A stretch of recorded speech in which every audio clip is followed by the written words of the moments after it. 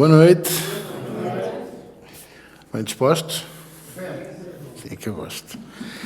Vamos dar início à nossa escola bíblica e vamos começar com uma passagem que eu gosto. Vamos para o Salmo 84. Graças a Deus. Podes cortar o som aqui no palco, para não... É só para eu não sentir que tenho uma pessoa a falar por trás de mim, que sou eu próprio.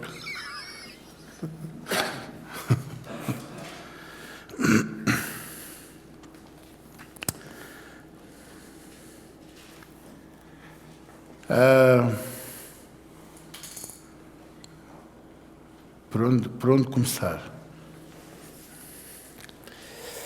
Deus está a provocar um despertamento naqueles que são seus. Deus está a despertar os nossos corações. Alguns outros está a despertar para outras realidades, para outras coisas.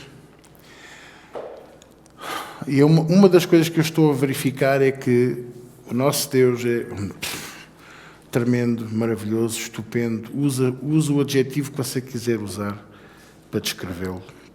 Você não vai estar errado. Mas deixe-me dizer disto. Até os que estavam desviados o Senhor chamará. Não são todos. Porque o apóstolo Paulo disse uma coisa que vem muitas vezes ao meu coração, que diz: há vasos de honra e há vasos para desonra. Mas são vasos e estão na casa do Senhor. Eu gosto muito de fazer esta pequena comparação para vocês perceberem. Ainda há bocadinho falámos mais ou menos nisso. Antigamente, no faroeste, dentro de um saloon, de um bar, havia vasos de honra. O vaso onde era depositado o vinho, por exemplo, para pôr nos copos. Mas havia o vaso de desonra, que era para onde eles cuspiam a saliva com o tabaco. Exatamente, por estarem a mastigar. Aquilo produz nas glândulas salivares aquela saliva que acaba por ter um sabor amargo do tabaco. Então eles tinham aquela tendência para cuspir. Para não cuspir para o chão, havia uns vasos onde o faziam. E quando o apóstolo Paulo diz que de facto há vasos para honra e vasos para desonra, também sabemos que no tempo dos romanos a água era depositada em vasos de honra para o banho, para o consumo, para cozinhar, mas também o vaso para desonra, onde fazíamos o número 1 e o número 2. Era verdade ou mentira? E tu és bem antiga, também já fazias nessa altura o livro? Como nos romanos? Quase, não é? Quase. Bom, mas na terra da minha avó e da minha mãe não se chama vasos, mas chama-se...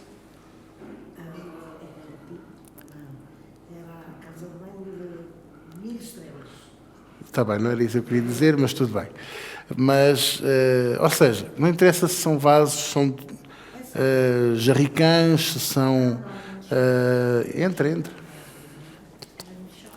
Se são vasilhas, não interessa. O que interessa é que há para honra e há para desonra. Então, nem todos os que estão afastados, nem todos os que estão longe, nem todos os que estão na igreja serão vasos de honra. Nem todos os que estão a servir hoje permanecerão como vasos de honra. É isso que eu quero que você entenda. Mas a nossa oração e o nosso papel será orar por todos. Orar por todos. O mandamento não só de Jesus, mas também do apóstolo Paulo para nós hoje é nós orarmos sem cessar. Eu quase que acrescentaria, orar sem olhar a quem? Sem cessar, noite e dia, permanentemente, constantemente. Não sei se eu me faço entender. Porque como ele próprio diz, os dias são de trevas e sem poder o crente cai. E nós precisamos orar uns pelos outros. Orar pelo nosso pastor, orar pela nossa família. E digo-vos, funciona. Funciona orar pelos nossos. Não é preciso falarmos muito de igreja, não é preciso falarmos muito de Deus. É preciso você orar em secreto, só entre si e Deus, só entre si e Deus. Como eu estou a orar por muitos. Estou a orar pelos meus sobrinhos, por exemplo. Agora estou a levantar um clamor pelos meus sobrinhos. Mas eu já venho à igreja. Pois vem. Mas eu quero que eles sintam o mesmo que eu sinto. Eles gostam de vir, mas falta ali aquele clique. Ainda não tiveram o encontro real com Cristo. E eu sei que Deus está a despertá-los. Está a mexer com eles. Está a permitir que, não é a dúvida, mas que o questionamento que nós sempre fazemos a Deus comece a brotar como as bolinhas da gasosa, da Coca-Cola. É garantidamente que vão subir de baixo para cima, até chegar cá acima. As perguntas estão a começar a surgir. Então, de repente, vão buscar uma aplicação da Bíblia e depois começam a ler. E depois começam a mandar mensagem. O que é que isto significa? O que é que isto quer dizer? E digo-vos, é maravilhoso sentir que estão a começar a despertar. Isto está a acontecer. Isto vai acontecer na tua casa. Isto vai acontecer na tua família. É preciso nós nunca desistirmos. Orar sem nunca desfalecer. Porque aquele que perseverar até ao fim será salvo. Será resgatado. Será ilibado. A palavra salvo é muito mais abrangente do que apenas salvação. Muito mais abrangente. Então, eu quero falar um bocadinho convosco hoje, com base nisto, sobre a porta que Deus está a abrir para cada um de nós. Eu quero dizer a vocês hoje que Deus está a abrir uma porta tremenda para cada um de nós. Primeiro que tudo, para nós, pessoalmente. Depois, para a nossa família, para a nossa casa. E, por fim, está a abrir uma porta tremenda para a sua casa. Ok?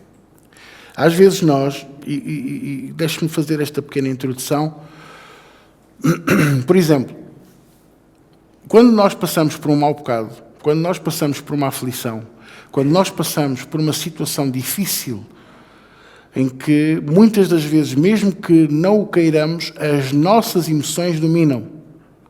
Porque nós somos humanos e nós somos um ser tridimensional como o nosso Deus. Nós somos um espírito que tem uma alma e habitamos num corpo. Portanto, nós somos tridimensionais.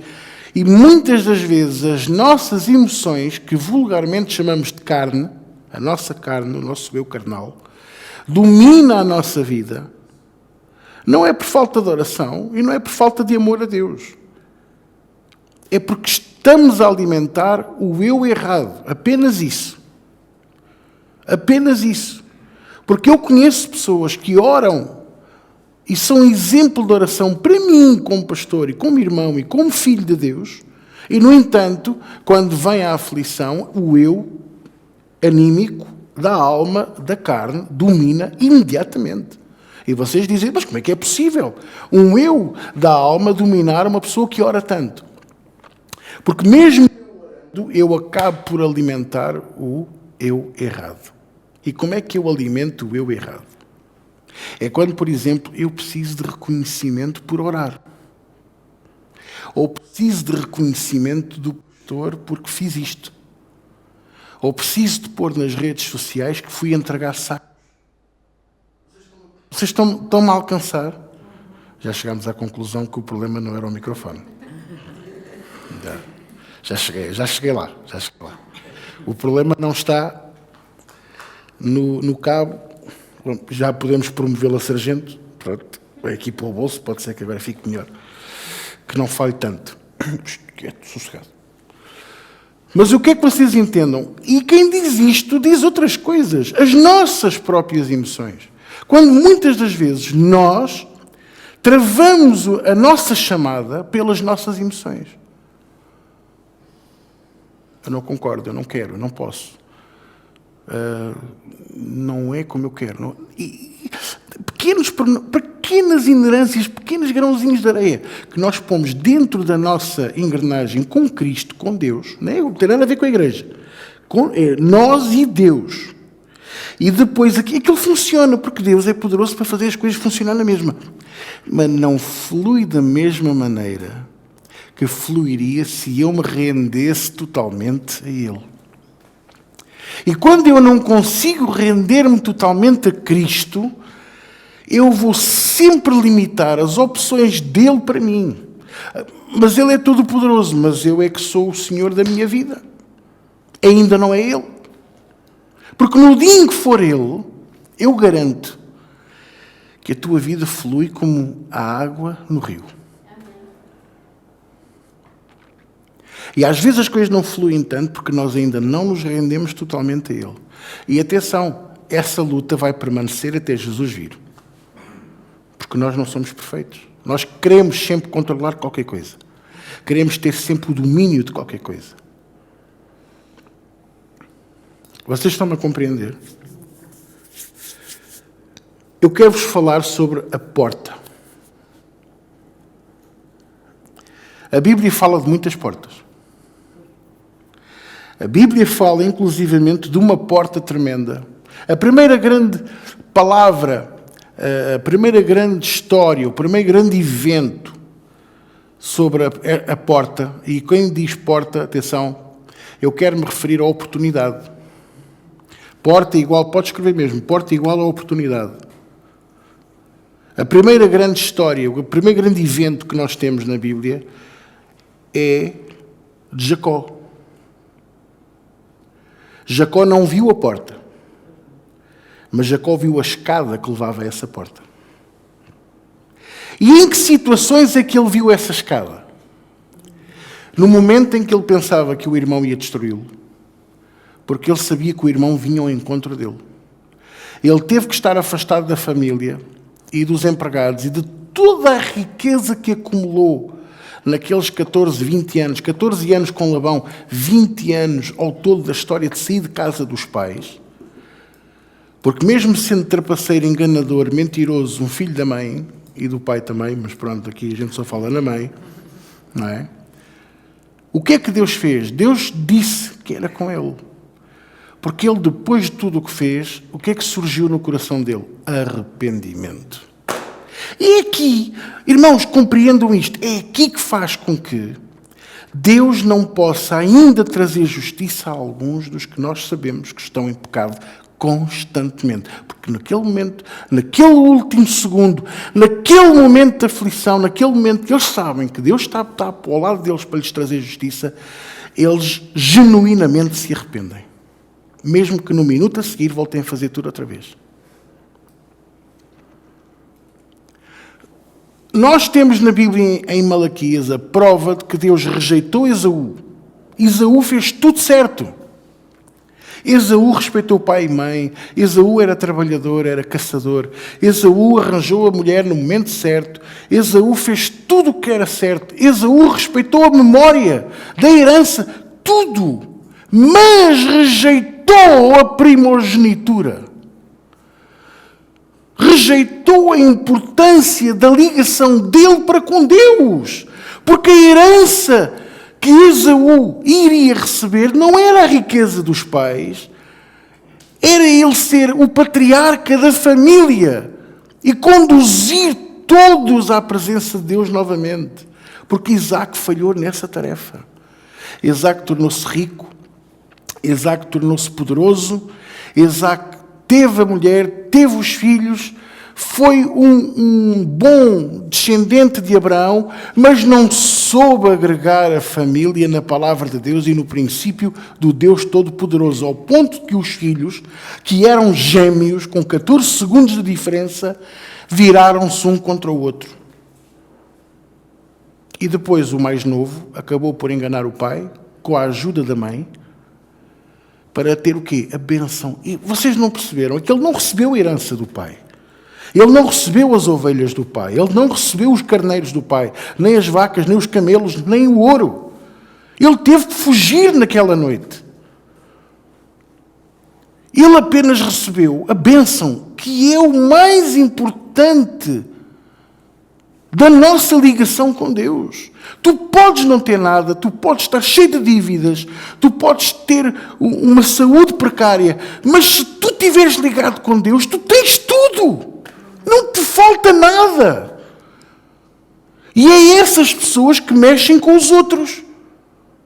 Porque eu posso não ter nada, mas se eu ando feliz porque Deus está comigo, eu tenho tudo. E eu olho para os outros que têm dinheiro, têm carros, têm propriedades e não têm nada.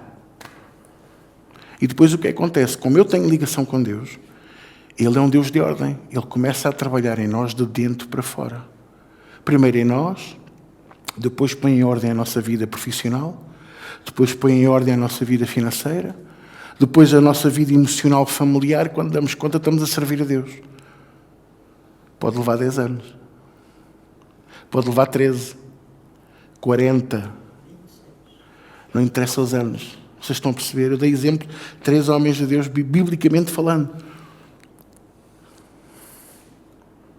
Pedro foram 3 meses. Pedro precisou de 90 dias para ser sarado de ter negado a Jesus Cristo 3 vezes. 90 dias. E no último dia, antes de Jesus subir, foi quando Jesus lhe tocou no coração. Deixou aquilo ali a marinar. Ali, com o alho, com o azeite, com o vinagre, com o louro ali. Como a gente faz com as iscas. Certo? Ou como a gente faz com o bacalhau. Põe aquilo a demolhar ali. E o bacalhau está ali dentro da água à espera. Então, quando é que fazes qualquer coisa comigo? E a gente prova a água. Está muito salgado, vou buscar a água. Ainda ficas mais um dia. E o bacalhau. Deus faz o mesmo connosco. Pacientemente. Ele está a fazer isso à sua igreja há 2000 anos. Pacientemente. A gente pensa que não, que Deus se esqueceu. Jesus já não vem. Já ouço pregadores a dizer isso. Não, Jesus já veio e não demos conta. E o que Ele está a fazer connosco é pacientemente estar-nos a maturar. Está-nos a fazer adultos. Está-nos a preparar para a postura varonil de Cristo, conforme está na Bíblia, em Colossenses. Estatura varonil de Cristo. Não podemos continuar a ser pequeninos, mas também não podemos ser crianças. No entanto, temos que ser crianças porque o reino de Deus é para elas. Temos que ser puros, temos que ser ingênuos. É verdade, é duro. Pois é, vamos lá muita chapada. Mas a porta continua à nossa frente. Porta da oportunidade. Ele não viu a porta, mas a porta estava lá. Ele viu a escada. E essa noite, como é que ele dormiu? Quem é que se lembra? Ao relento. Com a cabeça aonde? Numa pedra. Grande almofada. Deve ser de memory foam, com aquelas espumas que não é? Cervicais, que é para não ressonar. Os escorpiões estavam à volta, estavam fartos de o ouvir ressonar. Mas o que é certo é que ele pouco ou nada dormiu. E quando ele foi para adorar a Deus, é isso que eu quero que vocês entendam. Ele não tinha nada. Ele estava cheio de medo. Ele sentia-se abandonado. Ele percebia que tudo o que tinha feito estava a cair sobre ele. E, no entanto, quando parece que não era digno, quando parece que não merecia, o Senhor lhe aparece no momento da adoração dele. E o que é que ele vê? A escada e os anjos a subir e a descer. E depois aparece-lhe o próprio Jesus, que na Bíblia está como o anjo do Senhor. Vocês compreendam isso, ok? E o que é que o nosso Senhor e Salvador Jesus Cristo aparece a Jacó para fazer? Para lhe dizer: tu és espetacular. Foi, não foi? Não, foi para lhe dar uma coça. Lutou com ele. Foi para o pôr no lugar. E mesmo assim, o fulano lutou com Jesus e disse-lhe: não vais sair daqui sem me abençoares. Não te vou deixar sair daqui. E foi diz que lutou com ele até o sol começar a raiar. Até que Jesus pensou: isto está a ser ridículo. Larga-me, homem. Deslarga-me. Parecia o outro: deslarga-me, pá. Então o que é que Jesus teve que fazer? Tocar-lhe na anca, no nervo da anca, que você também tem, chamada ciática. Conhece? Já conheceu a dona ciática? Ainda não. Graças a Deus. Então ela que fique lá guardadinha. tocou-lhe e ele ficou a coxear. Tanto que há um homem de Deus que diz assim: cuidado com o pastor, com o bispo, com o homem de Deus que não coxeia. Ele não se está a referir a coxear fisicamente. Um homem de Deus que ainda não foi quebrantado é arrogante. O homem de Deus que nunca caiu com o queixo no chão ainda está em cima do cavalo, ainda não teve o encontro real com Jesus, ainda não viu a luz, ainda não foi confrontado em Damasco. O homem de Deus que não cocheia espiritualmente, ou seja, que não tem aqueles momentos de dizer assim: o que é que sou eu sem ti? Quem sou eu sem ti? E não pense, e vou ser muito sincero convosco: pastor, eu sinto-me cansado, vou tomar umas vitaminas. Eu estive a tomar vitaminas lá embaixo. Eles estavam a orar e eu estava a ouvir louvor, estava a encher o meu coração. Estava a cortar folhetos, estava a preparar coisas. No entanto, eu estava a encher o meu coração. E passei hoje, esta semana, que foi difícil, eu precisei de encher o meu coração. Porque não é fácil ver o meu país a ser destruído por causa da maldade humana. Deus está a castigar, não tem nada a ver com Deus. Não ponham Deus nisto.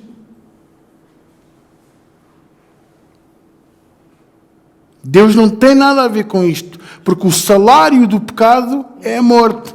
E não diz que o salário do pecado é o castigo que Deus vai trazer sobre ti. Não! O castigo vem automaticamente pela maldição que está nesta terra. Vejo o homem a apoiar políticos como se fossem deuses. Vejo pastores a lutar nas redes sociais para votarem A e B. Vejo pessoas agarradas ao dinheiro como se o dinheiro fosse a coisa mais importante do mundo. Olha, põe lá o dinheiro dentro da máquina de lavar roupa e depois diz-me se vale alguma coisa. Se ele resistir à lavagem.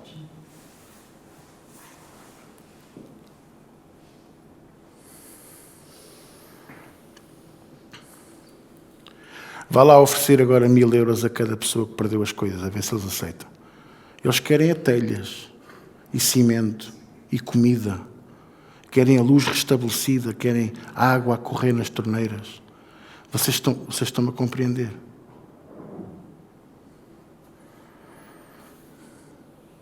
Mas a porta está a ser posta. Há bocadinho eu dizia isto ao Rui. Porque neste momento estamos a ver a aflição. Está a ser difícil, está a ser muito difícil. Nós estamos a ver a aflição. Ainda agora eu estava com a Célia lá embaixo, recebi a mensagem: Santarém está completamente coberto de água. Basta água. E sabe o que é que eu vos digo? Ok, neste momento é difícil, é muito duro. Mas, meus irmãos, quando a água baixar, aquelas terras foram todas lavadas, estava tudo morto. Aquelas terras estavam enxabidas dos eucaliptos, que matam tudo. Sem nutrientes, sem proteínas, sem força, sem nada. Vocês estão a imaginar como é que vão ser as próximas culturas? Você cospe para o chão e nasce uma árvore, você vai ver. Porque, apesar da dificuldade, o Senhor está a trazer bênção a esta terra, a esta nação. E vocês vão ver que vamos recuperar. Nós recuperamos sempre. Nós vamos levantar a cabeça. Mas a porta está à nossa frente e nós temos que aproveitar. Salmo 84 que vocês abriram. Eu, por acaso, abri e fechei. Mas vou abrir outra vez. Veja aí o que é que diz o versículo 10. Em algumas Bíblias diz átrios, outras diz à tua porta. É a mesma coisa. Basicamente é a mesma coisa. Olha o que é que diz o 10. Salmo 84, versículo 10. Diz assim: porque vale mais um dia à tua porta, ou nas tuas portas, ou nos teus átrios, do que em outra parte 1000. Preferiria estar à porta da casa do meu Deus. Sabe porque é que o David está a falar nisto? Por causa de Mardoqueu. Mardoqueu foi um homem que, apesar de ter um nome escanifabético, ele foi um grande exemplo do que é ser um servo de Deus. E quando aquele general um general que era poderoso na guerra, mas, no entanto, era leproso, tal e qual como o Naamã, que nós conhecemos nos tempos de Eliseu. Mas o fulano era arrogante e odiava o povo de Deus. Então, quando Esther foi chamada para ser rainha, e não concubina, rainha, e houve o decreto assinado pelo rei para a morte dos judeus, Mardoqueu ficou à porta da casa do rei. E daqui não saio até que me façam justiça. Porque ele disse, então se eu sirvo à rainha, se eu sirvo ao rei, se eu sirvo no palácio, vão-me matar também. E ele disse a Esther, tu vais ter que ir falar com o rei. E ela foi. E sabe uma coisa? Ela foi correndo o risco de ser morta. Porque a rainha não podia ir à presença do rei sem ele, exatamente, sem ser chamada, sem ele a chamar. E o que é que aconteceu? Ela foi na mesma. Ele amava tanto aquela mulher que ele levantou o ceptro para que ninguém lhe tocasse. E aceitou a conversa dela. Porque ela não foi lá fazer queixinhas, ela foi lá dizer assim, vem jantar comigo. Vem jantar comigo. E ele foi. E convidou quem? O tal general. E quando à mesa ela traz o assunto, o rei não achou piada nenhuma, percebeu que foi enganado. Aquilo correu muito mal. Ainda a lei não estava a ser aplicada e o fulano já tinha mandado montar a forca no centro da praça da capital. Mardoqueu ficou não sei quantas noites ali à porta, sem comer e sem beber, rapou o cabelo, vestiu-se de saco e cinza, em oração e intercessão por ele, por ela, porque ela também era filha de Deus, e pelos outros todos. E ele ficou onde? À porta. Irmãos, há momentos para ficar à porta, há momentos para optar por estar na porta, e há momentos que eu já vos vou mostrar mais para a frente que é preciso entrar pela porta. Mas a porta está diante de nós. A porta está diante de ti. A oportunidade, o momento. Vocês estão-me a entender? E a Bíblia também diz, em 1 Tessalonicenses, que é importante nós remirmos o tempo, porque os dias são de trevas. É remir a oportunidade, não desperdiçar a oportunidade. Não desperdiçar a oportunidade. Não sei se eu me estou a fazer entender. Mas não menosprezes as dúvidas pequenas, não menosprezes os pequenos começos, não menosprezes as pequenas oportunidades, porque daí pode nascer grandes, grandes portas de Deus para a tua vida, para a tua casa, até para a casa de Deus. Para Deus te usar de ti para a casa de Deus. Quem é que me está a entender? Então eu lembro-me desta porta de Jacó, e se vocês sabem a história, sabem que o irmão não tinha nada, não queria fazer-lhe mal. O irmão tinha saudades dele, o irmão queria abraçá-lo, queria saber dele. Trouxe-lhe presentes, ele também mandou presentes ao irmão, tipo, deixa-me cá ver se ele não fica zangado comigo, não é? Depois de tudo o que eu fiz. O irmão aprendeu uma grande lição com tudo o que perdeu.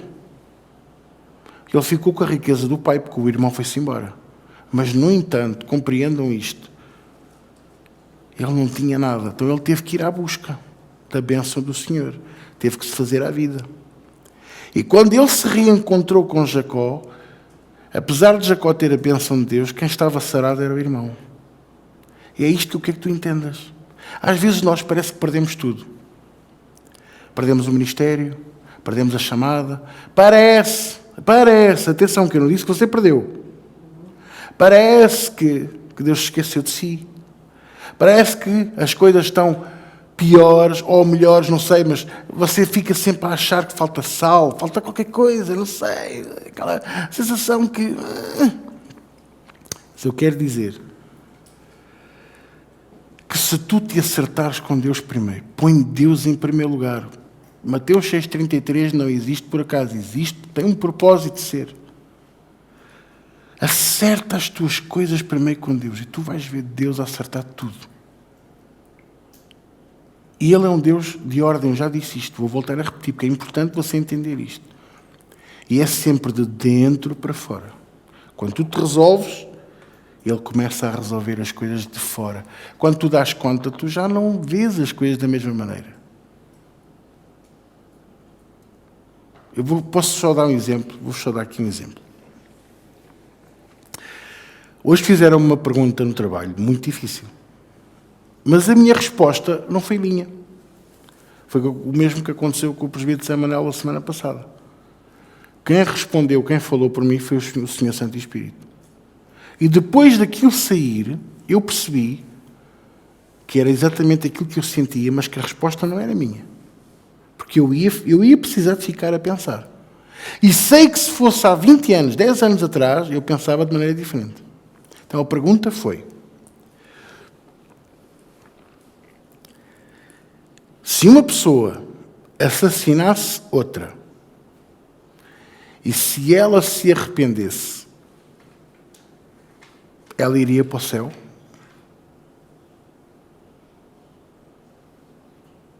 Matura pergunta. Ok?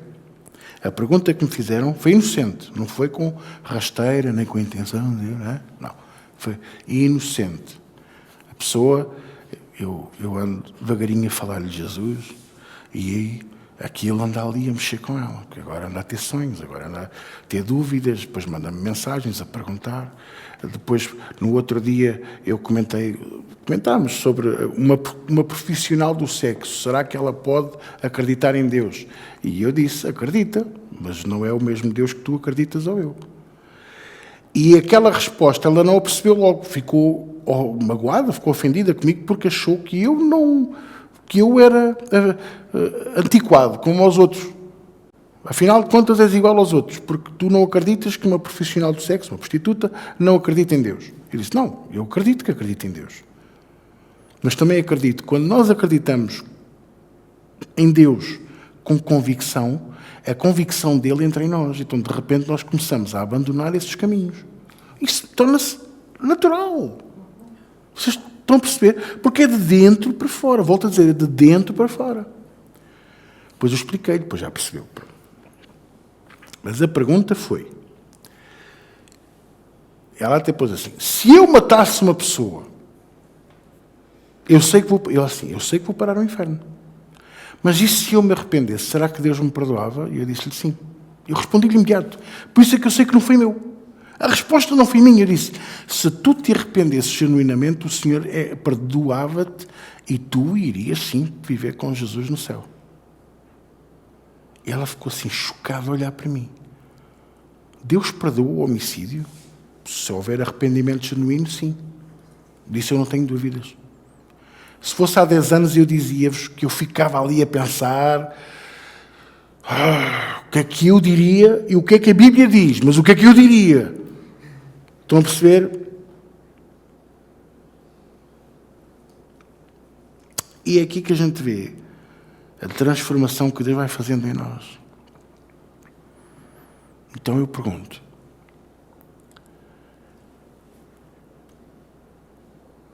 Deus perdoaria um homicida se ele se arrependesse? Genuinamente? Não tenho dúvidas de responder que sim. Aliás, para quem não se lembra, pelo menos um descrito na Bíblia está no céu. Sabe como é que ele se chama? Sabe ou não? Não, ele matou.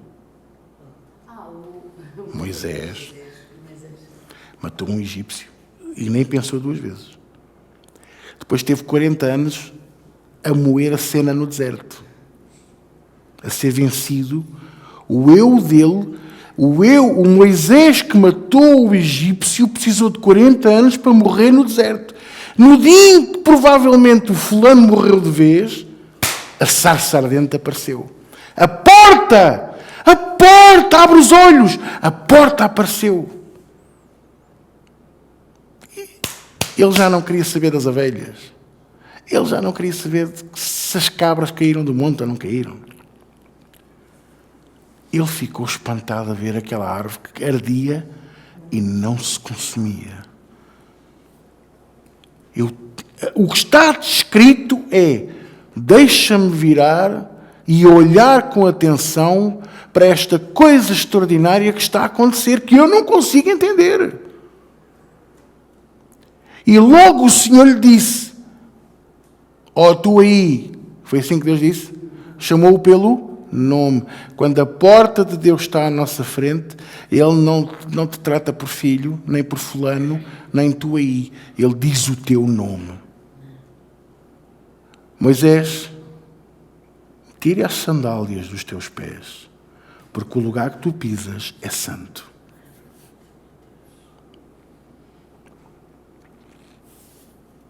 E, no entanto, era homicida. Arrependeu-se, não tenho dúvida, porque senão a sarça não lhe aparecia. A porta da oportunidade. Qual é a porta? Qual foi a porta da oportunidade de Moisés? Eu preciso que vás libertar o meu povo do Egito. Mas eu tenho 80 anos. Psst, não estás a ouvir? O que é isso que tens aí na mão? É uma vara. Dá cá a vara que é para eu te dar 2 palavras. Eu não sei falar. Ele sabia falar. Mas porquê que Moisés disse aquilo? 40 anos no deserto. A ouvir falar só. Bá, bá, bá.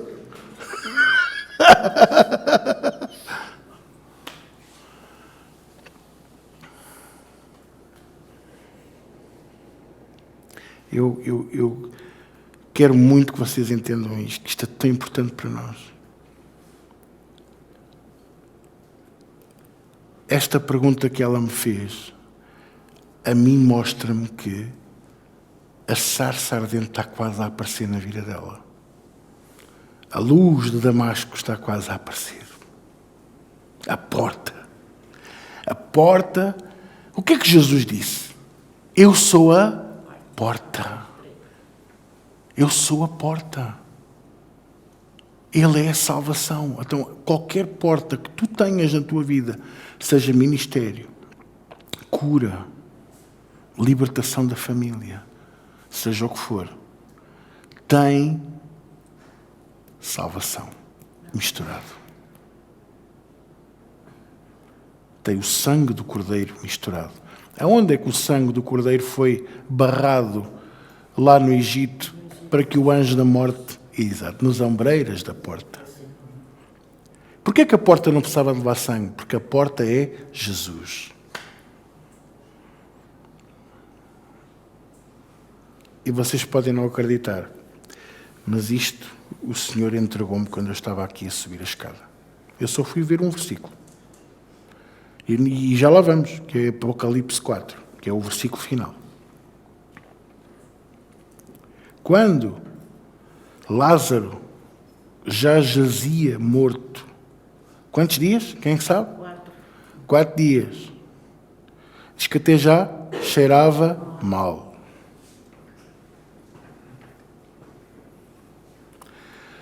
O Senhor Jesus ficou à frente do quê? Do túmulo e disse: abram a porta.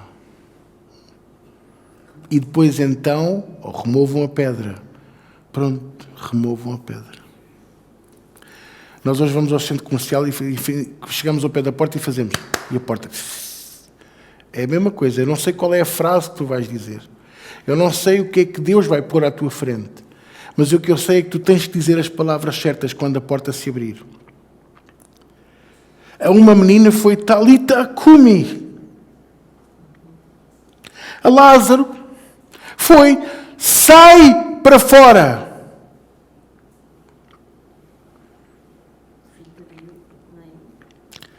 A viúva de Naim nem precisou de falar.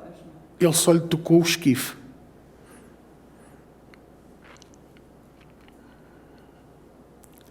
Eu não sei o que é preciso. Mas o que eu sei é que tu sabes o que é preciso. Cada um de nós sabe o que é preciso. Está nas nossas mãos fazer a diferença. Há portas más? Há. Mas essas não têm salvação. E essas não são requeridas de tu passares. Jesus falava com os discípulos. E numa altura em que eles estavam a conversar, ele perguntou-lhes assim: e vós, quem dizeis que eu sou? E olharam uns para os outros. E há um que, inspirado pelo Espírito Santo de Deus, disse-lhe: Tu és o Filho do Deus vivo. Tu és o Cristo. Tu és o ungido. Cristo significa o ungido. Tu és o ungido, o Filho do Deus vivo.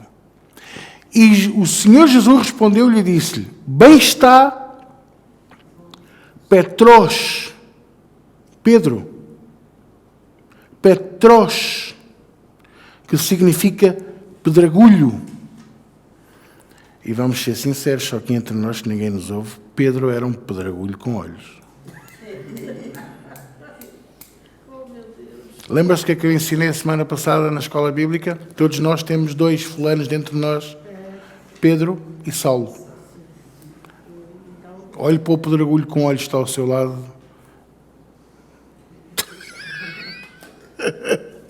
Petros, pedregulho, Petros. E tu és Pedro, foi quando Deus lhe mudou o nome de Simão Barjonas para Simão Pedro. Barjona, o que é que significa Barjona? Caniço que se dobra com o vento. Era uma Maria vai com as outras. Está a chover, não vou. Eu também não vou. Está sol, vou. Então eu vou. Eu quero um café. Eu também quero. Mas eu quero café com leite. Então pode ser também café com leite. Sabe aquelas pessoas que tudo o que tu decides... Eu vou à casa de banho. Também vou. Tudo o que tu decides fazem tudo igual. Simão Barjonas, no entanto, tinha um caráter de anzol. Não fosse ele pescador, não é? E tu és Petros, Pedro. Simão, Pedro, mudou-lhe, não foi o primeiro nome, foi o apelido. Para que a família não continuasse a ser caniço que se dobra com o vento, mas fossem rijos, fortes. E depois Jesus disse-lhe o quê? E sobre esta pedra, Petras, e tu és Petros, e sobre esta Petras, que significa rocha basilar da formação da terra, sabe, quando tu vais à praia, olha, vá agora a Santa Cruz e você vai ver, a areia desapareceu toda, foi toda de férias para o outro lado do mundo, e só se vê as rochas do fundamento do nosso país, da nossa terra. E quando você olhar e vai perceber que aquela rocha tem milhares de quilómetros pelo manto e pela crosta, tu vais perceber uma coisa, que quando o Senhor disse, e tu és Petros, e sobre esta Petras, esta rocha, eu edificarei a minha casa, e os portões do inferno, as portas do inferno. Que portas do inferno é que Jesus estava a referir? Era uma porta que havia em Jerusalém, aonde os salteadores entravam. Se fosse pela porta principal, os romanos prendiam-nos logo. Se fosse por uma das outras portas conhecidas do comércio, nomeadamente aquela que era buraco da agulha, que com o tempo e com a areia a porta foi ficando cada vez mais curta, ao ponto que os camelos para entrar tinham que entrar de joelhos. Boa sorte, ponham lá um camelo de joelhos para andar. Eles põem-se de joelhos para se sentar, para ficar a descansar. Agora, para andar, Jesus, era um castigo. Muitos eram arrastados. E como tinham que entrar por ali, que era para o tribuno cobrar logo os impostos, chamavam-lhe a porta do inferno. A porta da agulha. E Jesus estava a ver a porta dos salteadores e disse, estás a ver? E os portões do inferno não prevalecerão contra ela. E depois entramos em João 10, em que Jesus faz um discurso fantástico sobre quem é o ladrão, sobre quem não é ladrão, o que é que o ladrão vem fazer, e porque é que as ovelhas têm que estar bem guardadas dentro do aprisco, e porque é que temos que considerar todos os que sobem pelo muro como ladrões. Porque Ele é a porta. E não há entradas no céu pelo muro. Exatamente. Nem pela janela. Ou entras pela porta, ou não tens acesso nenhum a Deus. João 14,6. Eu sou o caminho, a verdade e a vida. E ninguém vai a Deus Pai se não for através de mim. Eu sou a porta. Eu sou o pão da vida. Eu sou a água da vida. Aleluia! Então Ele é a porta. Ele está diante de ti. Esta oportunidade está diante de ti. Paulo teve um encontro real com Jesus. E esse encontro real com Jesus foi enquanto fariseu. Não é fantástico? Eu pensava que Deus só aparecia aos grandes profetas e aos grandes apóstolos deste século. Mas não, afinal de contas, também aparece a fariseus. E ainda vos vou contar outra. Um testemunho que o meu sobrinho me passou. Por isso é que eu digo que está a haver um despertamento. De um homem muçulmano.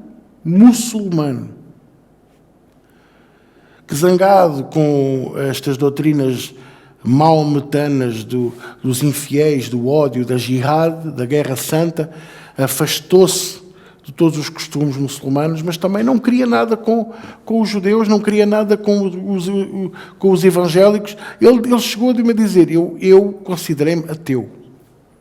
E na altura em que eu me considerei ateu, a minha vida descambou totalmente. Ele diz que estava num estado da vida dele que ele não sabia se ele iria sobreviver àquela noite. Então, desesperado, ouça bem, desesperado, e é isto que eu quero que você entenda.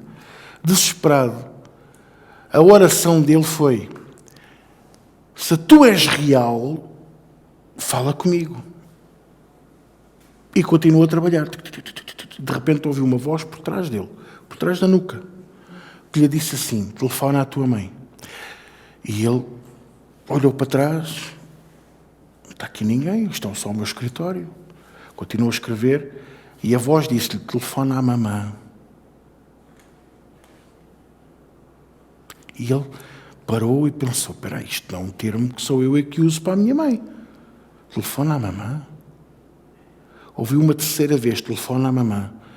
Pegou no telefone, ligou para a mãe estava completamente desorientada, tinha acabado de ter um AVC. Estava completamente desorientada. Ele não sabe como é que a mãe atendeu o telefone. Não sabia responder o nome, não sabia onde é que estava, não sabia em que dia estava. Ele agarrou no carro e foi ter com a mãe. Os médicos disseram-lhe várias vezes: você foi a salvação da sua mãe. A sua mãe está muito mal. Está em estado muito grave. Mas você foi a salvação. Se você não tem ido ter com a sua mãe tinha morrido sozinha em casa. E ele estava na sala de espera do SU e pensou: aquela voz avisou-me. Então, eu não sei se tu és a voz, se tu és o universo, se tu és Deus, mas faz qualquer coisa pela minha mãe. Passado 2 dias, ele dormiu lá. Passado 2 dias, os médicos viram-no lá e foram ter com ele e disseram-lhe: eu quero lhe dizer uma coisa muito séria. E ele pensou: a minha mãe morreu. Eu tenho 40 anos de médico. Eu estudei durante 5 anos na faculdade, fiz 5 anos de internato, 3 anos de especialização, mais não sei quantos anos, ou seja, ao fundo todo eram 12 anos de estudo, praticamente. Eu tenho 40 anos de médico e aquilo que eu acabei de ver acontecer com a sua mãe, eu tenho que dizer que é um milagre. Deus fez um milagre na sua mãe. E ele: então, mas morreu? E ele: não morreu, a sua mãe está perfeita, a tensão está regularizada, não encontramos acidente nenhum no cérebro dela, não tem cicatrizes, fala perfeitamente, sabe em que dia está, sabe o nome, sabe o seu nome, já mandou chamar por si. Então, diga-me que isto não é Deus a responder este homem. Vocês compreendem? Deus pôs-lhe uma porta à frente. Deus pôs-lhe uma porta à frente. E mesmo na dúvida, mesmo achando que era ateu, ele não a desperdiçou. E o Senhor respondeu. E ele agora assume-se como sendo um servo de Deus. Ele assume-se, ele e a mãe começaram a ir à igreja, começaram a servir a Deus. Não é fantástico? Diga lá se isto não é tremendo. E o meu sobrinho partilhou isto comigo, com o coração. Ele assim, tio, será que isto é mesmo verdade? E eu disse-lhe, eu fui investigar, fui ver a pessoa, fui ver aquele testemunho, e digo-vos, é assim, conhecendo Deus como eu conheço, com aquilo que eu já experimentei de Deus, é impossível não ser Deus. É impossível ser inventado. Para ser inventado, tinha que haver uma maior glorificação do eu próprio. Exatamente. Do eu próprio. Eu fiz, eu fui, eu consegui. Não, ele só dizia, eu estava perdido e eu fui encontrado. Eu estava perdido e ele me encontrou. E esta porta ninguém pode desperdiçar. Nós não podemos desperdiçar. E Deus está a pôr portas destas à nossa frente. O filho pródigo, o bom samaritano. A Bíblia está cheia de histórias destas. Porquê que Pedro negou Jesus 3 vezes? Eu, a semana passada, contei a história toda, não foi? Foi ou não foi? E qual foi o primeiro? Onde é que foi o primeiro confronto dele com as pessoas? Às portas. Há portas que nós temos que entrar e que não entramos e depois sofremos. Mas Deus usa-se disso para nos moldar. Há portas que não podemos entrar. A porta do inferno. A porta do salteador. O muro, a janela. Não é para nós. Não é para ti, filho. Não é para ti, filha. Mas a porta da oportunidade, seja da salvação, seja da cura, seja do arrependimento, seja de deixares Deus trabalhar o teu coração. Deus trabalhar o teu coração. Eu quero que tu sejas melhor. Eu quero que tu sejas melhor do que eu. Eu quero que tu sejas um exemplo maior do que qualquer um de nós aqui.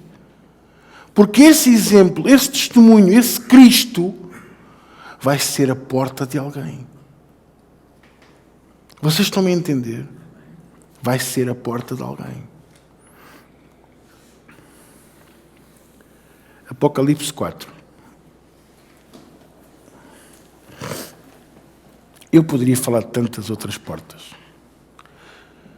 Eu poderia falar de tantas outras coisas. Mas eu prefiro que você chegue lá com estes pequenos versículos, com estes pequenos apontamentos, com estas pequenas histórias, e tenho mais uma para lhe contar. Porque as histórias são janelas que nos ajudam a entender a palavra de Deus. Jesus fez a mesma coisa com o quê? Com as parábolas. Ele próprio até disse assim aos discípulos, a vocês vos é dado a conhecer os mistérios. E eles ficavam como bois a olhar para o palácio, sem perceber patavina, ali com ele. Irmãos, se eu estivesse ao pé de Jesus, eu acho que eu massacrava-o com perguntas. Explica melhor, o que é que isso quer dizer? Abre os meus olhos da mente e do espírito. Olha, outra coisa, olha, isto foi algo que Deus falou ao meu coração esta semana. Não esperes orar a Deus, abre os meus olhos da mente e do espírito, e depois ficar espantado e espantada porque descobres que há alguém que te está a trair. Descobres que há alguém que te está a fazer mal. Porque se tu oras a Deus, abre os meus olhos da mente e do espírito, e depois ficas espantado porque Deus te mostra, então tu és uma criança espiritual, e eu não quero. Eu quero que sejas maior, eu quero que sejas mais crescido, eu quero que sejas robusto. Está-me a trair, e então vamos em frente. Sacode o pó, perdoa, segue em frente. Não ponhas a cabeça outra vez dentro da boca do tigre. Vamos dar mais uma oportunidade. Isso é Deus que dá, não sou eu nem tu. Segue em frente. Mas a pessoa quer se reconciliar comigo. Amém, glória a Deus. Mas não és obrigado a comer na mesma mesa. Não podes voltar a comer naquela mesa. Mas isso... Então não estou a perdoar. Não, tu estás a perdoar. Eu já fiz isso. Porque eu também pensava de outra maneira. Mas depois estava sempre a ser... Era com cada... Parecia o outro a entrar a pés juntos com os pitons. Exatamente. Quantas vezes? Não, temos que dar a oportunidade. É Deus. As oportunidades são de Deus. Nós não somos Deus. Perdoa-os, perdoei. Não tenho... O meu coração está limpinho de mágoas. Graças a Deus. Não tenho rancor de ninguém. Já perdoei o imperdoável. Sabendo que é mais importante a minha cura espiritual, porque eu tenho um rebanho para alimentar. Eu não posso estar aqui ao domingo. Olha, eu não posso estar... Vocês não podem alimentar a vossa família espiritualmente com comida que é cozinhada em frigideiras não lavadas. Não te admires se tu grelhas peixe e no dia a seguir, sem lavar a frigideira, vais grelhar a carne e dizes: esta picanha sabe-me a dourada.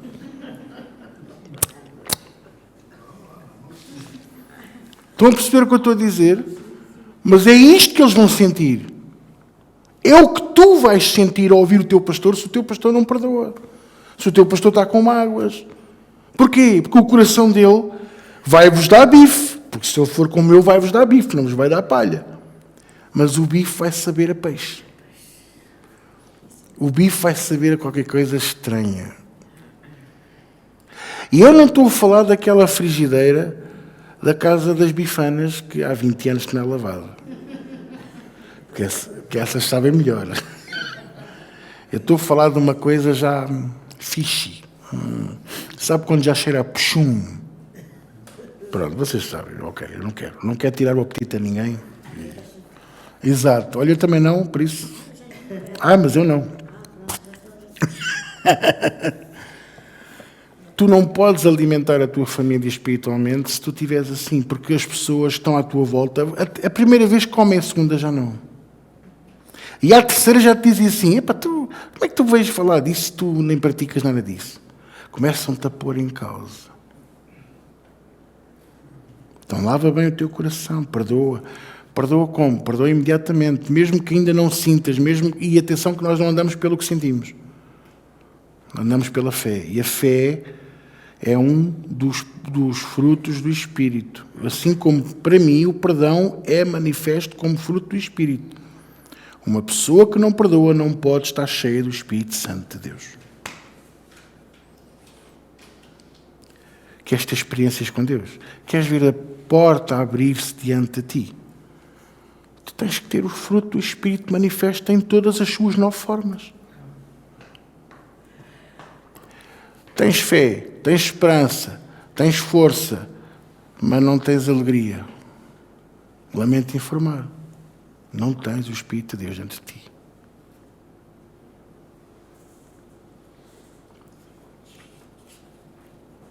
O apóstolo Paulo disse assim: regozijai-vos.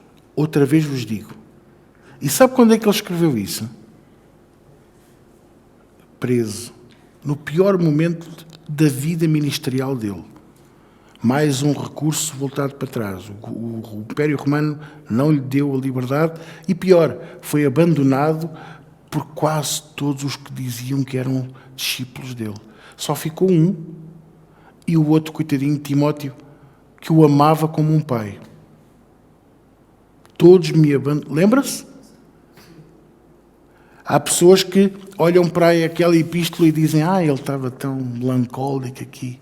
Todos me abandonaram.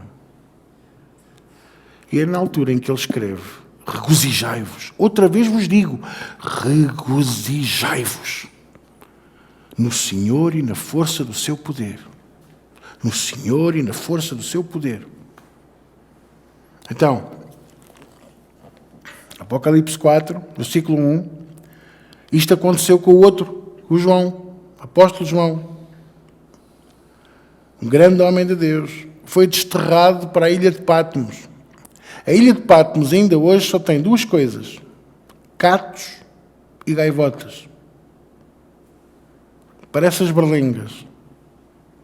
Mas as berlengas é ratos e gaivotas.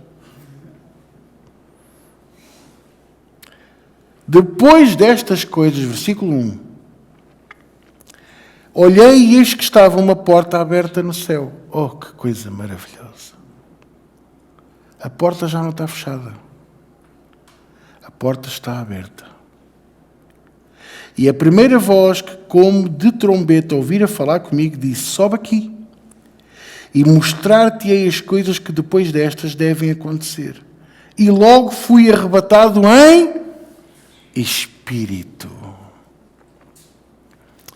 Queres ter experiências no Espírito de Deus? Queres ver o Espírito de Deus a mover-se em ti, através de ti? Entra por essa porta.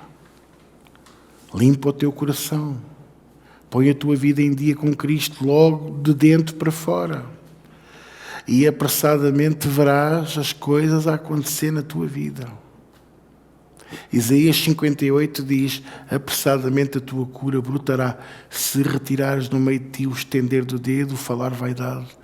É genérico, porque ele não está, o profeta não está, nem Deus está a dizer diretamente só apenas isto.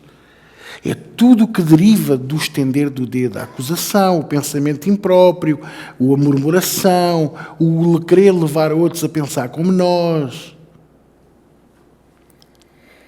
O falar vaidade.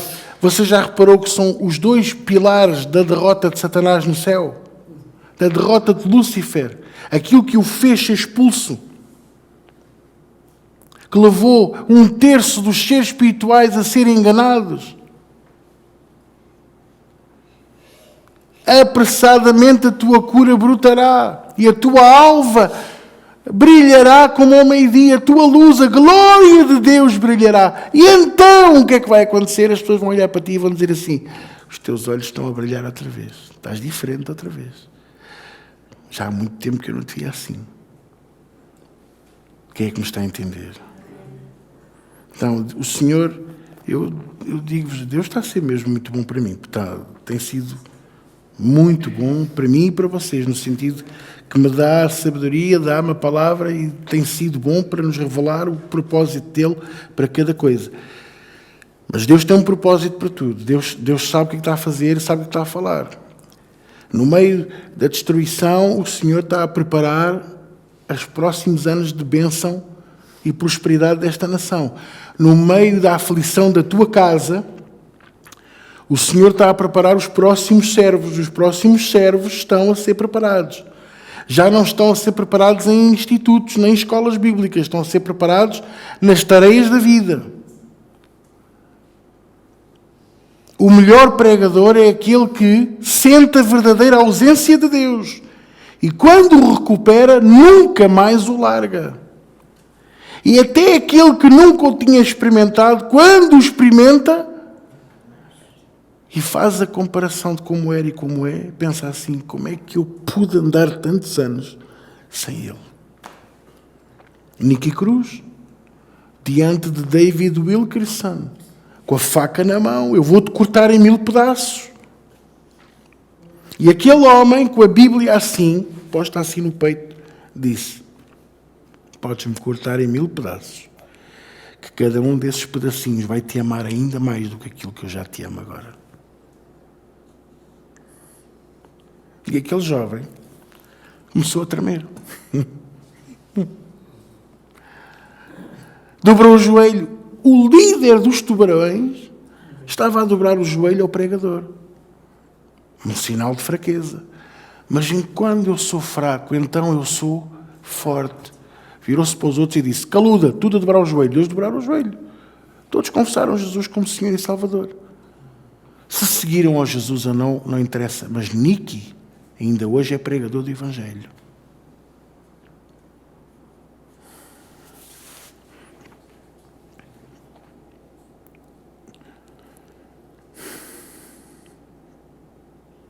Havia um homem de Deus que já está com Jesus, chamado Derek Prince, que era filósofo, ateu,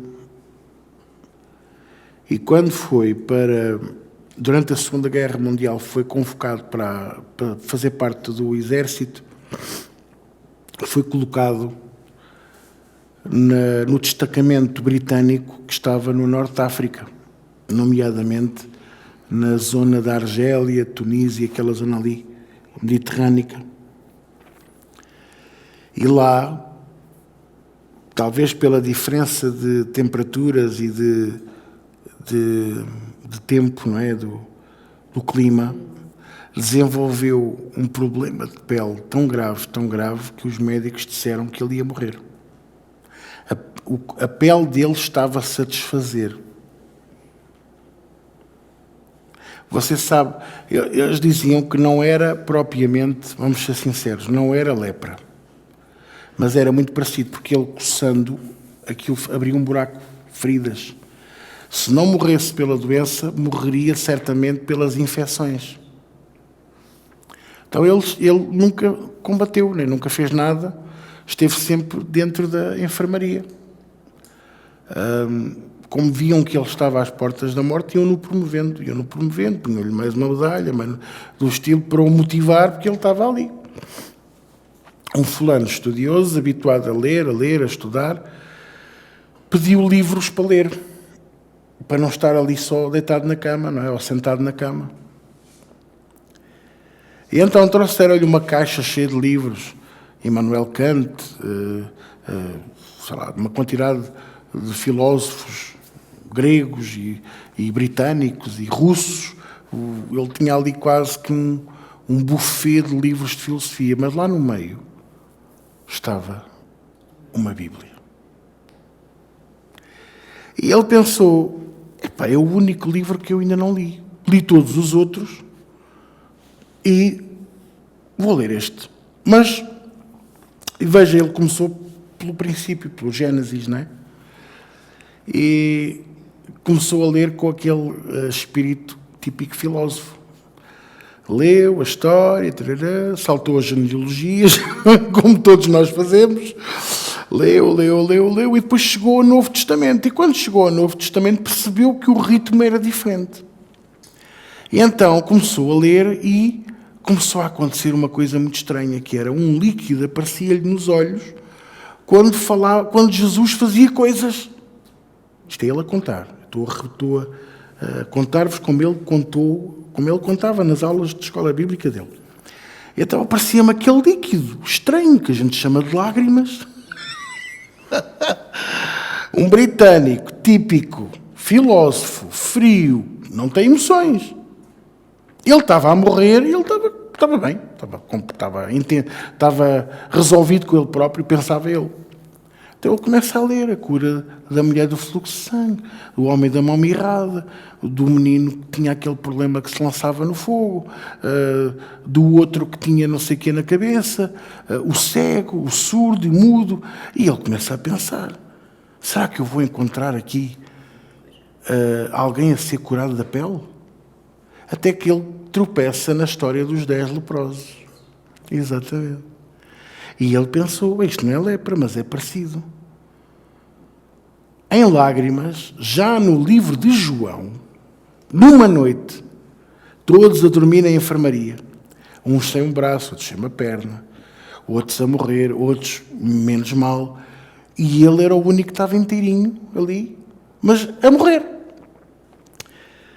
Pôs a Bíblia na mesa de cabeceira e diz assim, ó Jesus da Bíblia,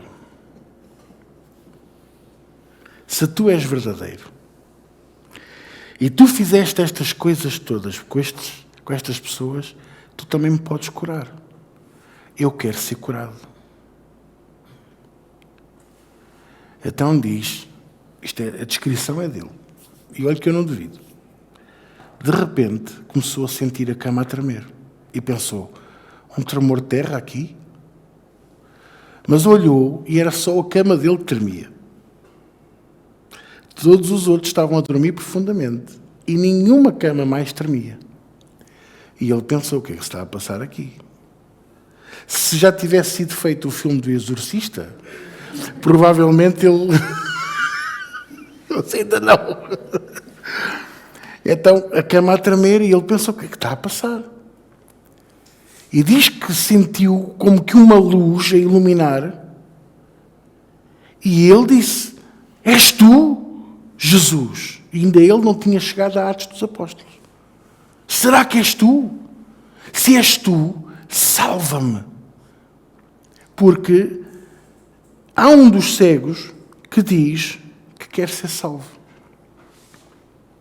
Salva-me. E então acontece uma coisa fantástica. A luz apaga, a cama para de tremer e ele dorme a primeira noite sem dores, inteirinha. É acordado de manhã pelas enfermeiras que já pensavam que ele estava morto. Vejam só. Ele desperta e elas começam a ficar chocadas a ver as manchas a começarem a desaparecer e as feridas abertas a fecharem. Porque não sabiam o que é que estava a passar. Ele, com medo de dizer o que era, calou-se. Naquele tempo, o Exército de Salvação tinha ainda mais força do que agora. E então falaram lá com o comandante que pertencia ao Exército de Salvação que havia um moço naquela enfermaria que estava a ser curado miraculosamente. Uma pessoa que conhece o Espírito Santo de Deus e conhece a Deus sabe que a Deus estava a intervir. Então foram-no visitar. E quando foram-no visitar, perceberam, porque ele abriu o jogo com eles e disse: eu estou a ler a Bíblia. E estás a ler a Bíblia? Eu já li o Velho Testamento todo e já vou em João. Estás em João? Estás em que capítulo? Estou no capítulo 10. Então vais ler o livro de João todo até ao fim e vais ler o livro de Atos todo até ao fim. Quando terminares, manda-me chamar. Oh, vocês não imaginam, quando ele terminou, ao fim de 2 dias, aquilo foi de ler de catadupa. Também não tinha mais nada para fazer, não é? Mandou chamar, e o homem era o brigadeiro. Brigadeiro é um cargo que já não existe. Que é acima de Comodoro e acima de General. Era lá o... Não? Não era?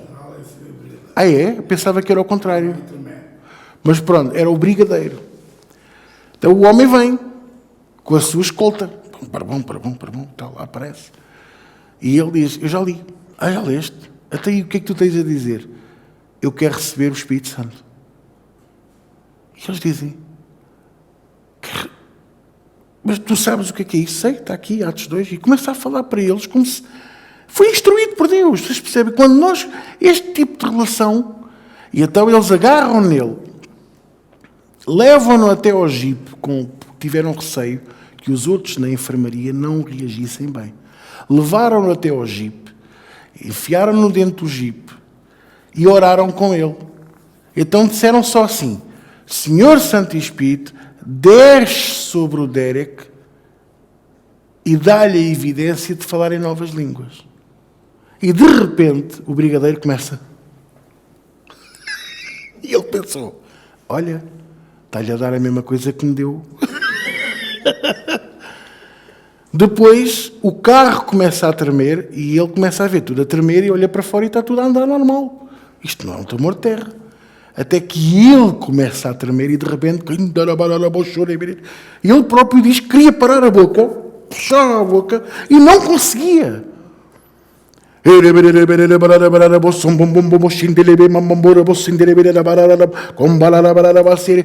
começaram todos a orar em línguas no carro e diz que a presença de Deus desceu, como ele nunca sentiu.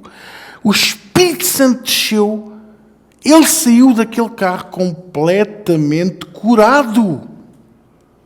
As enfermeiras mexiam-lhe nas feridas, mas não dói, batiam-lhe nos braços. Mas como não dói? Tem que doer, você tinha aí uma ferida aberta. Deus curou. E ele continuou a ler a Bíblia até ao fim da guerra, até que teve a comissão, como é que se diz? Quando terminou a comissão, voltou para o Reino Unido, conheceu uma mulher de origem israelita, judia polaca, assim é que é. Quando se formou o Estado de Israel, decidiram ir viver para lá, porque ela, como era judia, podia ir. E foram para lá viver. Ela, lá, formou um orfanato. Hoje seria uma ONG ou uma coisa assim parecida, uma associação, não é? Uma fundação. Fundou um orfanato. Chegaram a ter 30 crianças. 30 crianças. Nunca pediram ajuda ao Estado, nunca pediram ajuda a ninguém. Simplesmente o Senhor lhes foi dando as coisas. E aquele homem tornou-se um mestre da Bíblia. Se houve aulas de escola bíblica de eu ouvir, chegar ao fim e pôr de princípio para ouvir outra vez, foi as daquele homem. Não lhe peçam para pregar, não lhe peçam para cuidar de igrejas, porque ele faz-me lembrar como o nosso Dimas, o nosso pastor Dimas, é maçudo. Como professor, fantástico. Como pastor, não. Mas, digo-vos, maravilhoso de ouvir aquele homem ensinar a palavra. Teve experiências fantásticas. Movimento no Espírito Santo tremendo. Alguém que se houve alguém que foi usado por Deus para nos ensinar temor, integridade, respeito, princípios divinos de honra e de como é que eu posso pôr isto? Os 3 princípios que eu tenho: integridade, fidelidade e temor a Deus. Aquele homem foi um bom exemplo para isso. Ele morreu em 2002, já perto dos 90 anos, um grande professor da escola bíblica que eu tive, graças a Deus, à distância, não o conheci pessoalmente, infelizmente, mas eu fui ouvindo muita coisa dele, mudou muito a minha vida. E digo-vos, igreja, um homem cheio do Espírito Santo pode mudar a nossa vida? Pode. Mas vocês, cheios do Espírito Santo, entrando pela porta da salvação, pela porta da oportunidade, pela porta viva, a vossa vida nunca mais vai ser a mesma. E o Senhor está a pôr portas à nossa frente. O Senhor está a pôr portas de oportunidade. Está-nos a dar novas oportunidades. E eu não quero que vocês desperdicem isso. Não interessa se somos brigadeiros, generais, almirantes, se não somos nada. O que interessa é que nós estejamos disponíveis para servir a Deus e para honrar o nome dEle. E se assim for, garanto-vos, a porta vai surgir. A porta surgindo, entra pela porta adentro. E como diz o capítulo 4, versículo 1 do Apocalipse, ouve, vê, toma registro e prepara-te para ser arrebatado no Espírito. Prepara-te para ser arrebatado no Espírito. Resolve a tua vida, resolve o teu coração. Perdoa, não tenhas mágoas com ninguém. Não deixes que ninguém te faça prisioneiro por causa de uma má atitude, uma má palavra, coisas do passado. Porque não são eles os prisioneiros, és tu. Ok?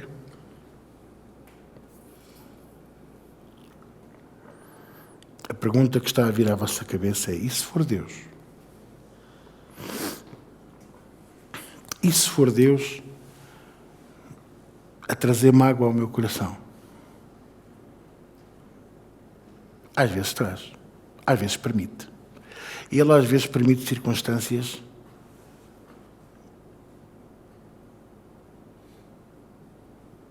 que não é fácil de ultrapassar.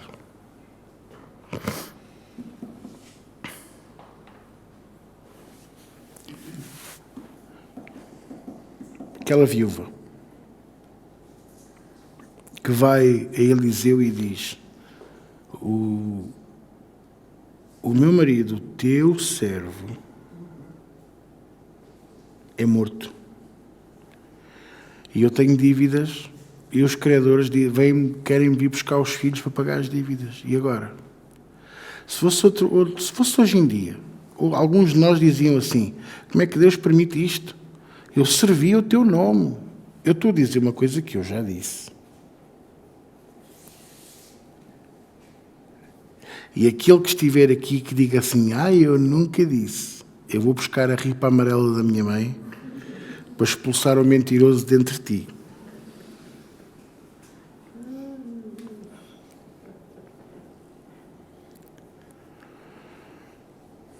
Como é que Deus permite isto? Porquê é que Deus deixou isto acontecer? Tenho dedicado a minha vida a ti, Senhor. Irmãos, eu tenho 46 anos de vida. Há 41 anos que eu estou com o Senhor. Eu sirvo a Deus desde os meus 14 anos. Eu tenho dedicado a minha vida ao Senhor. E já houve momentos em que eu disse a Ele que era injusto o que estava a passar. Em que eu disse a Ele que não merecia aquilo que eu estava a passar. E depois o que é que eu ouvi da parte de Deus? Isto não é pelos teus méritos. Porque se fosse pelos teus méritos, tu estavas no inferno. Pois é, eu sou miserável. Tens razão. Mas eu sirvo ao teu nome. Eu dediquei a minha vida a ti. Eu não vou de férias, eu não viajo. E se a minha mulher bem coisa... para servir ao teu nome, para fazer a tua vontade.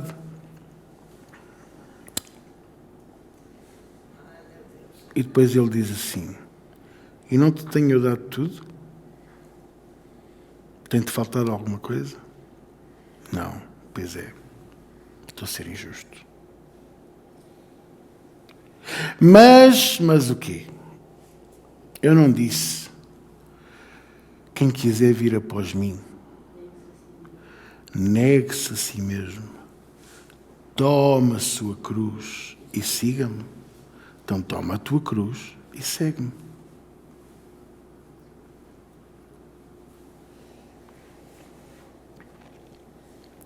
Mas isto magoa-me.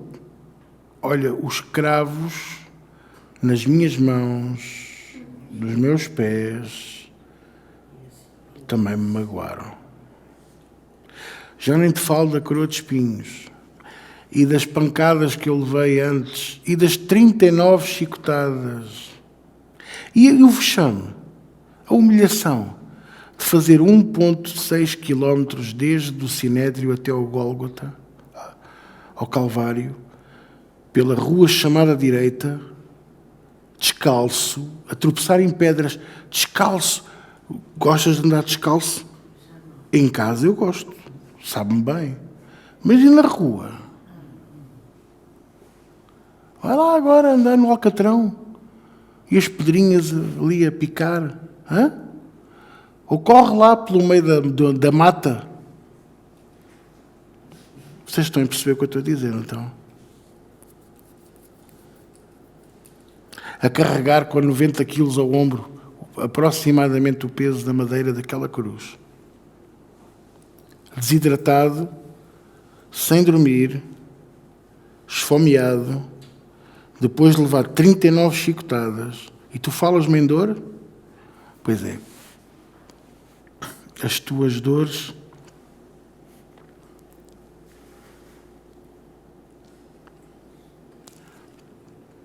trouxeram-me vida. Não posso reclamar.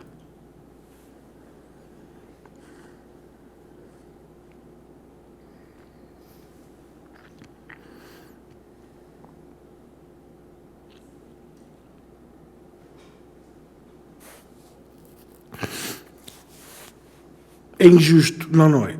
Injusto foi o que fizeram contigo. Então eu ainda não passei nada do que ele passou. E, no entanto, eu acho difícil. Então eu preciso crescer mais. Queres crescer mais? Quero, Senhor. Então eu vou-te pôr mais no chão. Eu vou-te pisar mais.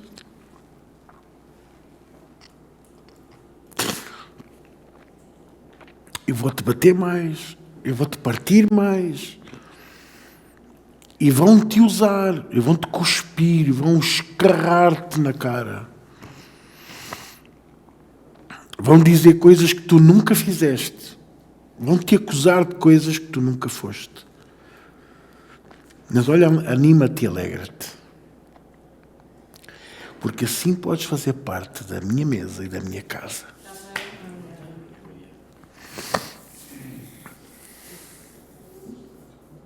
E assim vale a pena.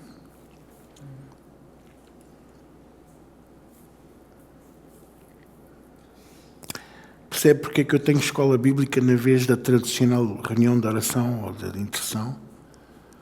É porque vocês hoje vão sair daqui um bocadinho mais altos. Mais fortes, mais robustos.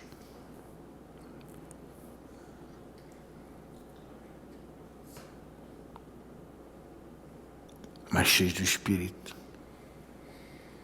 mais preparados. Para quê? Porque o Senhor vai trazer pessoas à nossa vida que vão precisar da nossa força, da nossa ajuda, da nossa oração. Mas, irmãos, quando Deus chamou Moisés para libertar o povo de Israel, e ele começou a usar aqueles argumentos para, tipo, escapulir, não é? Mas eu sou fraquinho, eu tenho 80 anos, sou velhinho. Olha, eu tenho que andar agarrado ao pau. E Deus mostrou-lhe que aquilo era tudo argumentos que não tinham fundamento.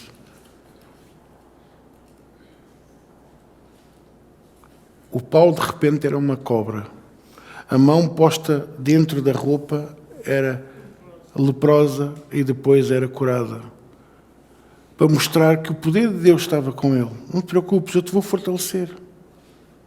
Não te preocupes, eu te vou dar inteligência. Tu vais saber o que falar. Porque veja, Deus disse assim: eu vou pôr o teu irmão à tua espera.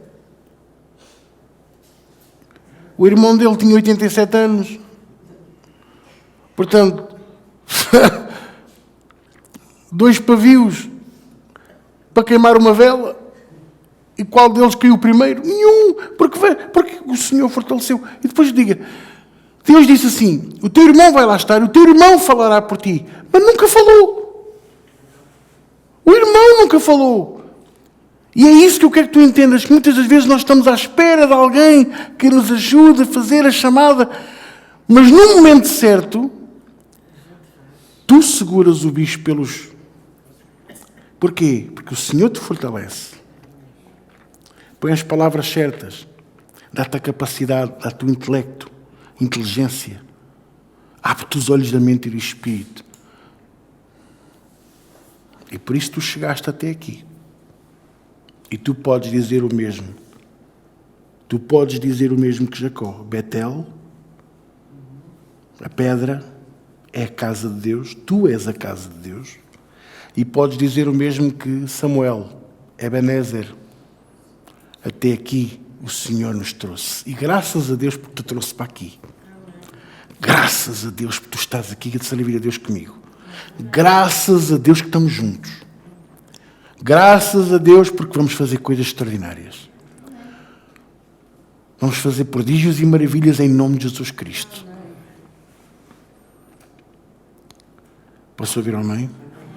Então, vamos nisso, aos chouriços.